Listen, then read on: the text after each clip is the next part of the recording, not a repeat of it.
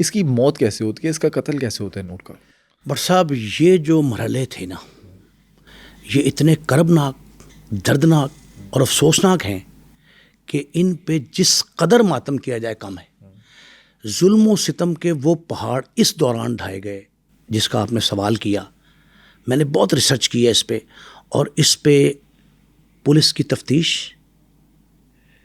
Medical افسروں کے بیان, ہمساؤں کے بیانات, عدالت میں زیر سماعت کیس, تینوں عدالتوں میں جو دلائل آئے سامنے, جو وجوہات آئیں, جو حقائق سامنے لائے گئے, ان سے جو کچھ ظاہر ہوا ہے وہ نہایت شرمناک ہے.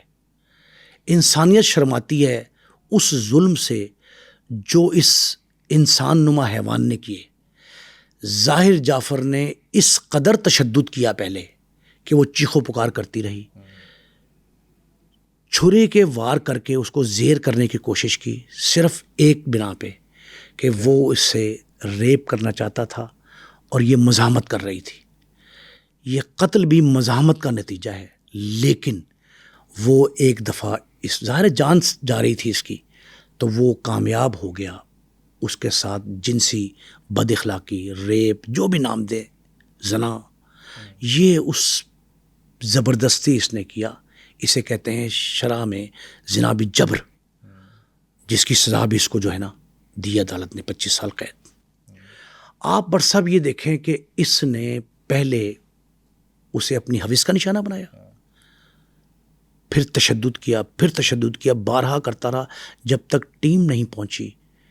اس کی مزاحمت اور بچی کی یعنی نور کی مزاحمت, سامان کا تلپٹ ہونا اور اس کا نشے میں ہونا, اس کے سارے شواہد اکٹھے ہوئے ہیں. اس کے بعد یہ 4 سے 5 جگہ پہ اسے سٹیپ کرتا ہے, چھرے سے وار کرتا ہے اس پہ, اور وار اس طرح کے کرتا ہے کہ وہ گھائل ہو جاتی ہے. ایک اس کے جگر کے پر بھی لگتا ہے, سینے پہ لگتا ہے, اس جگہ اس کے نشانات جو ہے نا, اس سے لگتا ہے کہ بہت بروٹلی اس کو مارا گیا. کہتے ہیں کہ گلا بھی اس نے گھونٹا, اس کا گلا گھونٹا, اس کی آنکھیں بھی باہر نکلی ہوئی تھی. یہ پوسٹ مارٹم رپورٹ ہے. جب یہ ظلم و ستم کے پہاڑ توڑتا ہے اس پہ, چیخو پکار بلند ہوتی ہے, بہت چیخیں آتی ہیں, پورا محلہ جاگ جاتا ہے. اس دوران ٹیم پہنچ جاتی ہے ہیڈڈ بائی امجد آتا ہے, اور یہ 20 تاریخ کا دن ہے. یہ 20 تاریخ ہو گئی. اس بات کو کتنے گھنٹے گزر گئے. امجد پہلے نوک کرتا ہے, اس کے فون پہ رنگ کرتا ہے, ہر طرح امجد اور اس کے ساتھی اس کو ملازموں سے کہتے ہیں. ملازم پہلے تو دروازہ ملازم کھولتے نہیں تھراپی سینٹر کے آنے پہ, وہ زبردستی کھلواتے ہیں کہ جناب ہم ان کو جو ہے نا صاحب نے بھیجا ہے, ذاکر جعفر کا نام لے کے صاحب نے بھیجا ہے, ہم اس کو جو ہے نا سینٹر لے کے جانا چاہتے ہیں. تب وہ دروازہ مشکل سے کھولتے ہیں. پھر یہ نوک کرتا ہے اوپر والے بالائنی منزل پہ, نہیں کھولتا. فون کرتا ہے, نہیں اٹینڈ ہوتا. یہ پھر کھڑکی کے ذریعے ایک سیڑھی لگاتے ہیں, سیڑھی لگا کے اوپر چڑھتا ہے امجد, اور کھڑکی کو توڑ کے اندر جھانکتا ہے تو ایک دم چیخ نکلتی ہے اس کی, اور سکتے میں آ جاتا ہے.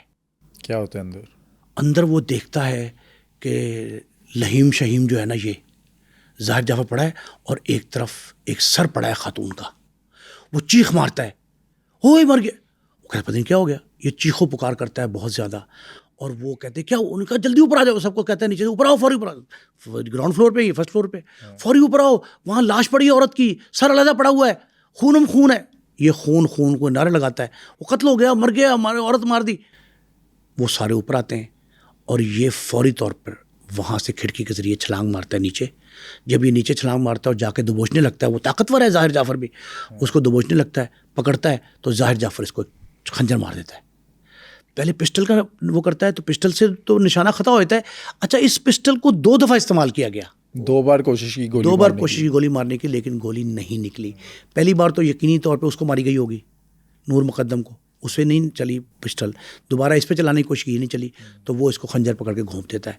اس کو خنجر لگتا ہے 2-3 جگہوں پہ, لیکن یہ طاقتور سے پکڑے رکھتا ہے. اتنی دیر میں ٹیم بھی ہے, وہ بھی اسی طرح سے جو ہے نا فوری پوتر کے آتی ہے اور اس کو قابو کر لیتے ہیں. امجد کا میں نے بیان سنا, امجد کہتے ہیں کہ اس نے میرے گلے کے اوپر اتنی شدید وار کیا کہ ٹانکے اس پہ لگے. بر صاحب امجد پہ جس طرح, حالانکہ امجد بھی طاقتور نوجوان ہے, پختون ہے, اس پہ وار کیا. ایک وار اس کا شہرک کے قریب اس نے اس طرح مارا جس سے یہ لگتا ہے کہ وہ اناڑی نہیں ہے ظاہر جعفر, یہ کوئی قاتل ڈاکو جس طرح کے ہوتے ہیں نا, ایک عجیب سی بات ہے کہ یہ تو ایسا لگتا ہے کہ پکا کرمنل ہے، جو ہارڈڈ کرمنل ہوتے ہیں. اس نے اس کو ایک پیٹ میں وار کیا، ایک گردن پہ وار کیا جو بالکل شہرک کے پاس ہوا، اور 9 ٹانکے لگے اس کو. اس کے باوجود لہو لہان ہونے کے باوجود وہ اس سے مقابلہ کرتا رہا. اتنے ٹیم کے باقی اراکین آئے، ان سب نے مل کے اس کو پکڑا. ایک شخص کے قابو نہیں آ رہا تھا. تو ظاہر ہے نور مقدم کیا مقابلہ کرتی اسے بیچارے، وہ تو نہیتی تھی اور تھی بھی اس کے گھر میں، اس کے شکنجے میں تھی، نشے میں بھی تھا، دولت کا نشہ بھی تھا، منشیات کا نشہ بھی تھا. اس کے باوجود اس نے مقابلہ کر لیا. کتنی دیر کیا. اب وہ آ کے کمرے میں دیکھتے ہیں، حیران رہ جاتے ہیں. تو ان کا ساتھی زخمی ہے، دوسری طرف سر بریدہ لاش، سٹیپڈ، خون بہہ رہا ہے، پورے فرش پہ خون ہے کمرے کے. بیڈ کا برا حال ہے، سامان تلپٹ ہے. وہ فوری طور پہ جو ہے نا کنڈی کھولتے ہیں. ہمسائے بھی سارے آتے ہیں، ملازمین بھی آ جاتے ہیں. وہ سارے یہ سانحہ دیکھتے ہیں، 15 پہ اطلاع کرتے ہیں پولیس کو. وہ کون کرتا ہے؟ وہ ہمسائے کرتے ہیں. دیکھیں یہ عدالت میں بھی سوال ہوا کہ جی یہ ٹیم جو ہے اس نے کیوں نہیں بچایا اس کو، تھراپی کی ٹیم نے. تو وہاں عدالت میں موقف تھراپی اسسٹنٹس نے یہ اختیار کیا کہ 2 مسائل تھے. ان کے وکیل نے بھی یہی کہا کہ پہلی بات تو یہ ان کا ساتھی زخمی تھا کہ وہ اس کو ریسکیو کریں، اسپتال لے کے جائیں. ان کو گردن سے خون بہ رہا ہے، جسم سے خون بہ رہا ہے. دوسرا لاش پڑی ہے ایک وہاں، انہیں کیا ہوش تھا. تو وہ کیا کرتے، انہوں نے کہا جی کہ وہاں سے پولیس آتی ہے. اس دوران جو ہمسائے ہیں سارے لوگ، وہ سارے مل کے جو ہے نا اس کو باندھ دیتے ہیں رسیوں سے. رسی وہاں سے لیتے ہیں اور ظاہر جعفر کو باندھ دیتے ہیں تاکہ خطرناک ملزم ہے، ایگریسو ہے. فی الحال یہ اس کو زخمی کو لے کے امجد کو جاتے ہیں ہاسپٹل میں، اور پھر بعد میں پولیس اپنی کارروائی کرتی ہے. شوکت مقدم کو کیسے پتہ چلتا ہے؟ شوکت مقدم صاحب سے میں نے پوچھا کہ آپ کو اطلاع کیسی آئی؟ کہتے پہلے تو ہم پریشان تھے کہ ہماری بچی گم گئی. دوسری بات جو ہے نا وہ یہ تھی کہ یہ جب فون آ گیا بچی کا کام فائن، تو ہمیں تھوڑی تسلی ہو گئی، ہم خاموش ہو گئے. وہ تو لیکن گھر سے غائب تھی. انہوں نے کہا جب 2 دن بعد آئے گی، 3 دن بعد آئے گی، کب آئے گی؟ کچھ نہیں ہے.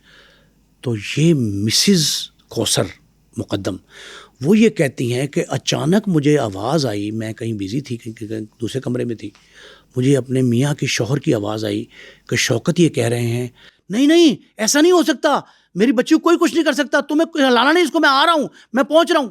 کہتے مجھے آوازیں، میں نے کہا کس سے بول رہے ہیں، کون آ گیا، ٹیلی فون پہ بول رہے ہیں اتنی اونچی اونچی. تو میں اندر گئی کمرے میں تو وہ حواس باختہ یوں اونچی اونچی آواز سے کہہ رہے ہیں نہیں نہیں کچھ نہیں ہوا، میری بچی کو کون کچھ کر سکتا ہے. وہ چیخو پکار کر رہے ہیں. اس دوران پولیس والے اطلاع کر دیتے ہیں ان کو، جو یہ فون سن کے حواس باختہ ہو جاتے ہیں. ظاہر ہے بچی کے قتل کی اطلاع، وہ اس پہ ایک دم ہائپر ہوئے، جذبات میں کہتے ہیں. اور یہ پھر محلے دار بھی آ جاتے ہیں سارے. وہ ان کو لے کے فوری طور پہ انہوں نے کہتے ہیں اٹھانا نہیں، اس کو ہلانا نہیں، میں آ رہا ہوں، میں آ رہا ہوں، میری بچی زندہ ہے، میری بچی ٹھیک ہے. وہ بیچارے جذباتی جو جملے کہہ رہے تھے ان کو لوگ لے کے جو ہے نا اس کے گھر جاتے ہیں جہاں یہ واقعہ ہوتا ہے. وہ جاہد جعفر کے آتے ہیں، اور جو باپ اور ماں پہ گزرتی ہے وہ تو وہی جانتے ہیں یا ان کا خدا جانتا ہے. لیکن اپنی بچی کی سربریدہ، سٹیبڈ، خون میں لت پت لاش دیکھتے ہیں، 2 حصوں میں بٹی. اس کے بعد وہ جس صورتحال سے گزرتے ہیں وہ خدا کسی دشمن کو بھی نہ دکھائے. اسلام آباد کی تاریخ میں جس قدر ایسے واقعات ہوئے ہیں، ابھی افغانستان کی سفیر کی بیٹی کے ساتھ جو ہوا وہ بھی سامنے ہے، یہ بھی واقعہ اس طرح کا ہے. وہاں حالت بڑھ سب ایسے جملہ مترضہ، وہاں حالت ایسی ہے کہ کسی وقت آپ کو کوئی بھی امیر زادہ، بگڑا رئیس زادہ آپ کو اپنی بڑی گاڑی کے نیچے دے کے کچل دے گا، کوئی پتہ نہیں. عین ممکن ہے کوئی شراب کے نشے میں امیر زادہ آپ کے گھر میں گاڑی ٹکرا دے، آپ کا گیٹ کھلا دیکھے اندر گھس جائے. آپ جا رہے ہیں بینک سے ATM، کئی واقعات ہوئے، بینک سے ATM کو نکال رہا ہے، وہ امیر زادہ ہی آ گیا، حالانکہ پیسے کی ضرورت نہیں ہے اس کو، نشے میں چور ہے، وہ اس سے پیسے چھین لے گا. اس طرح کے واقعات آئے روز جو اسلام آباد میں ہو رہے ہیں. یہ تو شوکت مقدم کے ذہن میں تھے. انہوں نے کہا جی کہ میری بچی بھی اسی قسم کے امیر زادے، بگڑے رئیس زادے، حیوان نما انسان کے ہاتھوں چڑھ گئی، اس کے ہتھے چڑھ کے، اور جس سٹیج سے گزری. شوکت مقدم آج بھی وہ لمحے یاد کر کے روتے ہیں. جب میری ان سے آج بات ہوئی ہے تو انہوں نے آج ہی ٹوڈے تو انہوں نے مجھے یہ جملہ کہا کہ خدا دشمن کو یہ دن نہ دکھائے جس معاملے سے ہم گزرے، میری بیوی گزری، میرے اہل خانہ گزرے، ایک اس کا بھائی نور کا اور ایک اور بہن، وہ بیرون ملک ہیں، اور ان کو اطلاع دی گئی. اسی دوران اطلاع پہنچا دی گئی ذاکر جعفر کو. ذاکر جعفر کو جس طرح پولیس والوں نے ان کو اطلاع کی، ذاکر جعفر کو فون کیا کہ تمہارے بچے نے یہ کر دیا، ہماری حراست میں ہے. تو انہوں نے پھر نان سیریس لیا اس کو، اور میرا بچہ ایسا نہیں کر سکتا. یہ فلائٹ لے کے اسلام آباد پہنچتے ہیں. کراچی سے دونوں کی بات ٹھیک تھی، اسلام آباد، کراچی سے یہاں آتے ہیں، اور یہاں آتے ہی کوئی اور کام کرنے کی بجائے پولیس پر پیل پڑتے ہیں. پولیس کو برا بھلا کہتے ہیں، ان کو ڈانٹ ڈپٹ کرتے ہیں. تم 2 ٹکے کے لوگ ہو، میرا بچہ امریکی شہری ہے، تم اسے کیا کر سکتے ہو، کیا کہہ سکتے ہو.